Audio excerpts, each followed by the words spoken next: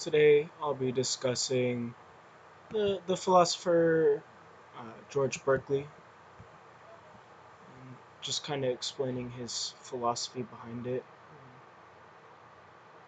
I believe that George Berkeley was more of an empress when it comes to the rationalist or what empress side. I believe he's more on the empress side.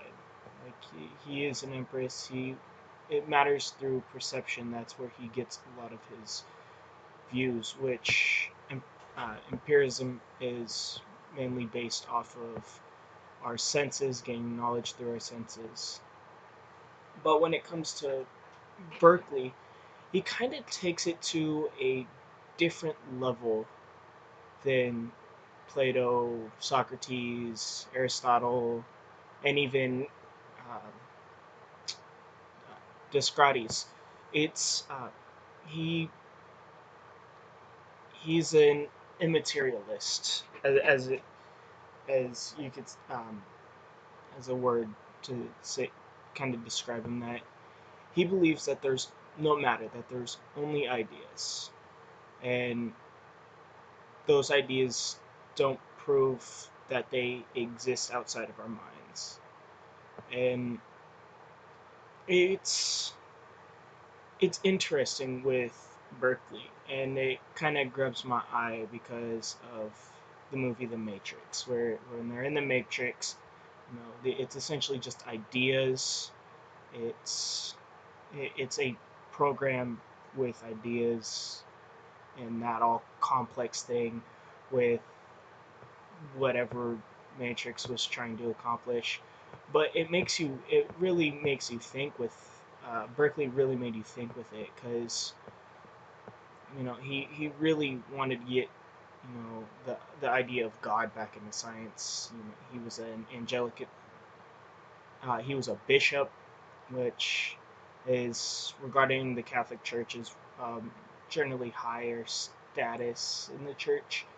But like Newton was pissing him off with all of his stuff that Newton was doing, and he just and a lot of other famous scientists from back then and philosophers, mathematicians, whatever, they were all kind of just straying further and further away from God, and he wanted it kind of to be the center of it.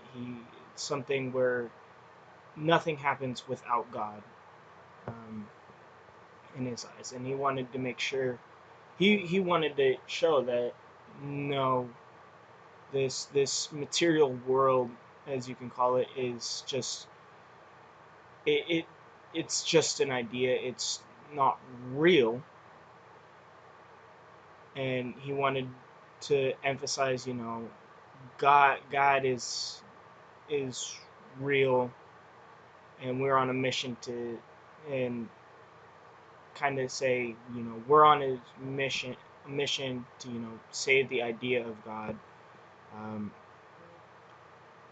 so he really believed that if something, the ideas don't prove themselves outside of our mind. So if it's not in our mind, it essentially just doesn't exist. When it comes, and it brings up there's a good topic of if a tree falls in a forest, does it still make a sound?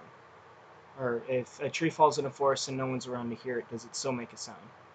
And Berkeley believed that no, it doesn't, because since that tree falling isn't an, isn't an idea in your mind, and it's not real. It's that tree falling, it doesn't exist. That unless someone's around to think, to perceive that idea of a tree falling.